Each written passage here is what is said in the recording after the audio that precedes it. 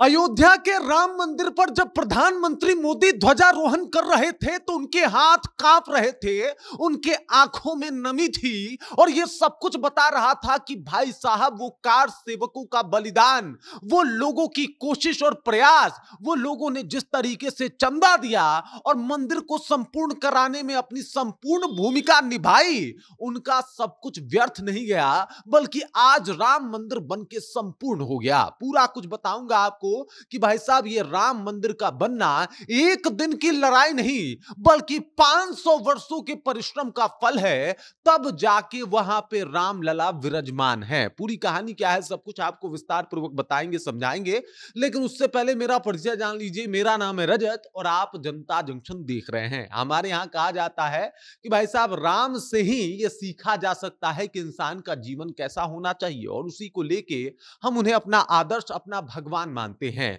राम मंदिर को लेके, क्योंकि अयोध्या में राम का जन्म हुआ था और एक दुर्दांत आक्रांता आता है और वहां राम मंदिर हटा के नेस्तु नाबूद करके एक मस्जिद का निर्माण करवा देता है और उसके बाद 500 वर्षों तक लड़ाई चलती है साहब। कोर्ट में मामला जाता है, 500 वर्षों तक इसके ऊपर कहा सुनी होती है कि भाई राम मंदिर के जगह मतलब बाबरी मस्जिद क्यों है, और इस बात को लेकर लगातार जो है बातें कही जाती है। 500 वर्षों तक जो इस राम को मानने वाले लोग हैं, जो हिंदू लोग हैं, वो लोग इस शुभ घड़ी का इंतजार करते हैं कि आखिरकार राम लला अपने मंदिर में कब विराजमान होंगे, और ये सब कुछ कराया जाता है। भाजपा उस दौरान भी इस बात को शपथ लेके कहती है कि भाई साहब राम मंदिर तो हम बनवाएंगे, और उसके बाद तमाम तरीके की कोशिश की जाती है और तमाम तरीके का प्रयास किया जाता है। एक मुख्यमंत्री कल्याण सिंह हंसते हंसते अपना गद्दी छोड़ देते हैं, कहते हैं नहीं बनना मुख्यमंत्री मुझको, बस मुझे राम मंदिर बनते हुए देखना चाहिए,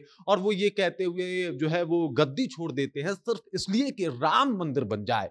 ये मतलब एक दिन का प्रयास नहीं है दोस्तों कि भाई साहब प्रधानमंत्री जी गए वहां पे जाके झंडारोहण कर दिया, बल्कि ये 500 वर्षों का प्रयास है। कार सेवकों के साथ क्या कुछ हुआ था वो किसी से छुपा नहीं है। हजारों कार सेवकों का बलिदान है इस राम मंदिर को बनाने में, लगातार प्रयास है इस राम मंदिर को बनाने में, और शायद यही वजह है कि जब प्रधानमंत्री ध्वजारोहण कर रहे थे तो उनके हाथ कांप रहे थे, उनके आंखों में आंसू थी, क्योंकि वो बहुत ज्यादा इमोशनल थे। पहला कारण ये कि जिन कार सेवकों के साथ दुर्व्यवहार किया गया था मुलायम सिंह सरकार के द्वारा, उसको भी कोई नहीं भूला है। इसके अलावा जिस तरीके से कार सेवकों ने उस मंदिर के लिए अपना बलिदान दिया हंसते हंसते, इसे भी कोई नहीं भूला है। और जिस राम मंदिर को लेके मोदी सरकार, भाजपा सरकार पे तमाम तरीके के तंज कसे गए, तमाम तरीके की बातें कही गई, वो भी कोई भूला नहीं है। भाजपा को हमेशा इस बात को लेके जो है वो जिम्मेदार ठहराया जा रहा था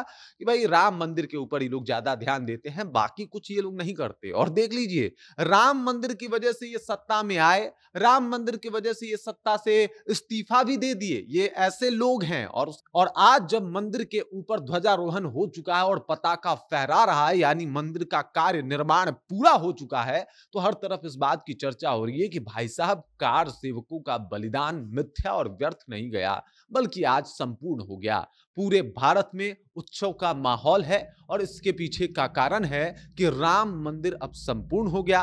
ऐसा ही माहौल बना था जब राम जन्मभूमि की जो है वहां पे पूरा मंदिर के लिए पूरा माहौल बना था, जब सुप्रीम कोर्ट का फैसला आया था कि यहाँ पे राम मंदिर बनेगा।